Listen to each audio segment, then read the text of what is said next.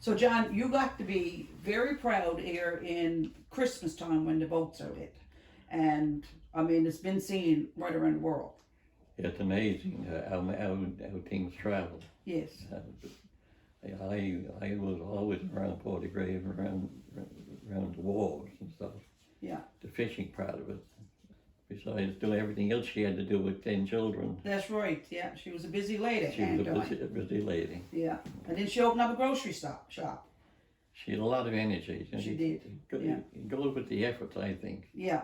Because she was a Efford before she was married, and I'm Efford, and my father was Efford. Yeah. So the two Effords became very together. good. So where did she come from? She came originally. Mother died when she was about 5, 6 years old in North River. Oh yeah. But I think we haven't proved this, but I'm convinced that her father came across, when he came across the Atlantic, came to Portagrave. Oh, very good. And yeah. Okay. There's a lot of history there. You want getting that one, I'd need a...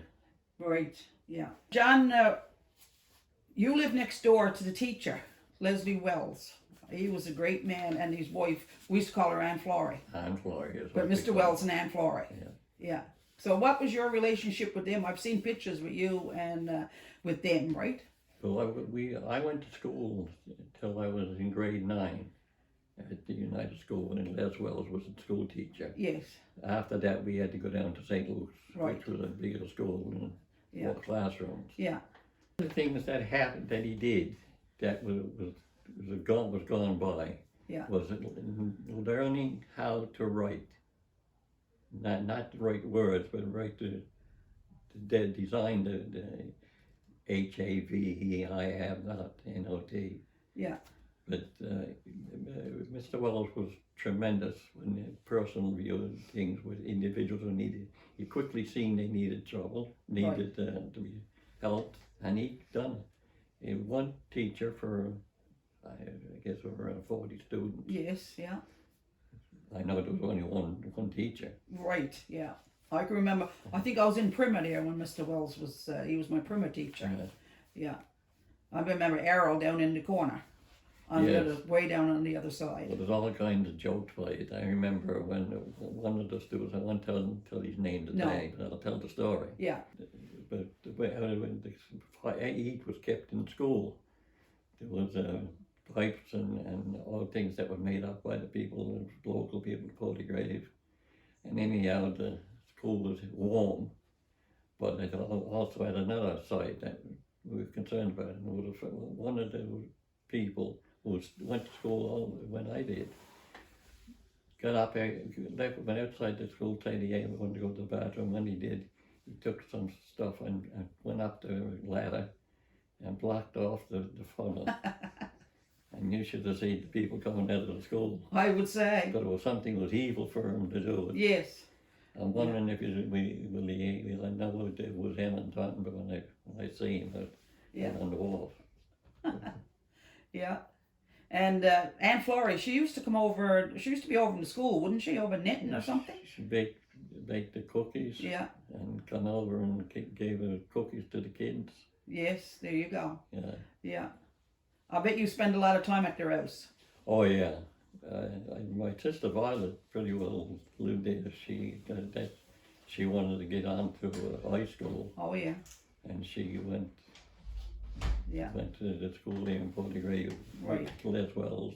Yeah. And Florrie knew even she had a sense to know that they needed certain things and needed help with a particular part of the program. And the two of them, it's amazing what they've done. In fact, I knew them year after year, years after. Yeah, I know, I can remember. Yeah. Okay. When people came to me from day one up to the present day, when people came to me, I never said no to anyone who was asking for something. They were good enough to be interested and proud of improving the community. Right. Let's all do it together. Yeah. John, Don and I have traveled, as you know, around, pretty much around the province. And when you tell them where you're from, they'll say, oh, John Efford country. I mean, that's common. John Efford country. It's amazing that I haven't got to write it down. No. Because if you go out to Gander or a Corner Brook, Yeah. or you go in any little community, any fishing community, and go to a Yeah. place, and like my family members would, Yeah. they say, ask them where they was from. Yeah. We're just John Efford's territory. Yeah, John Efford's territory, yeah. John Efford's country. John Efford's country. Yeah. And I'd say, and I grew up next door to John. And I said, I was always proud to tell that. Yeah.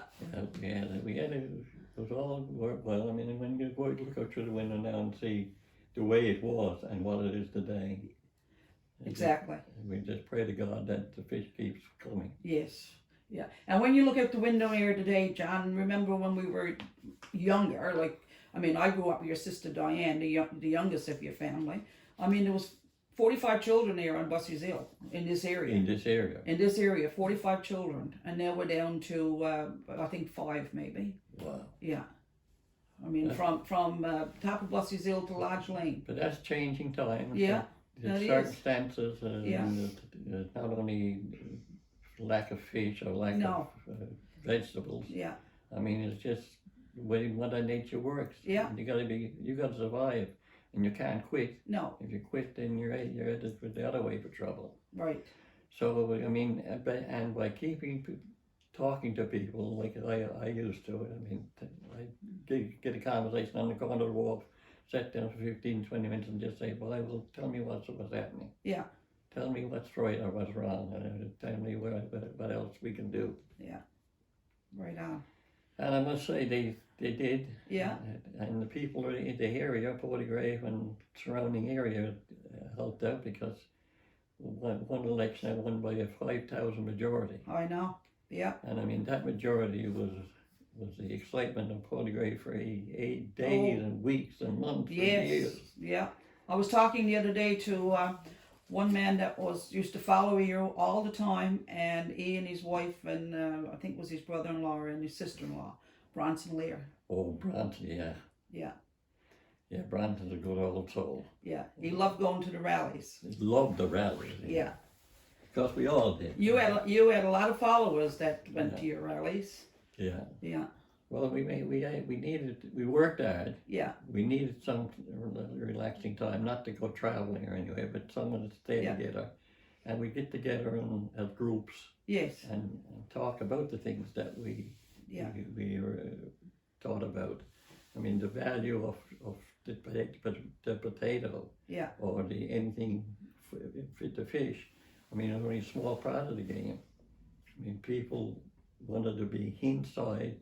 People wanted to be working, anything, not necessarily looking for money. I mean, there's lots of people wanted to do it just to help out because, you know, the cost of getting elected is not no small amount. No, that's right. So you had a very successful lifetime. Yeah, I'm pleasantly pleased with it. I mean, there's things that I'd like to be able to change, but no, if I could do that, they used to call me God. Yeah. And I said, well, if I could walk the ocean, then that was. Yeah. That's for a way of having some fun. Yeah, but John, you were very popular at MHA and a very popular MP. That tells you one thing, that the people are supporting what you're doing. Yeah. Now, I couldn't turn my back on anybody. No. I told all the people this. Now I'm elected. We are a group of people, and we're not going to leave anybody out. And if there's a problem with a particular person or individual or group of individuals, then whenever, wherever, we'll be there. Yeah, right on. Well, John, is there anything would you like to have the final word now? Well, except to say thank you for the opportunity. I feel like when I was back in the election forum. There you go. Yeah. And that makes it work well after all these years. Yes. And I'm still able to talk. Yes. There you go.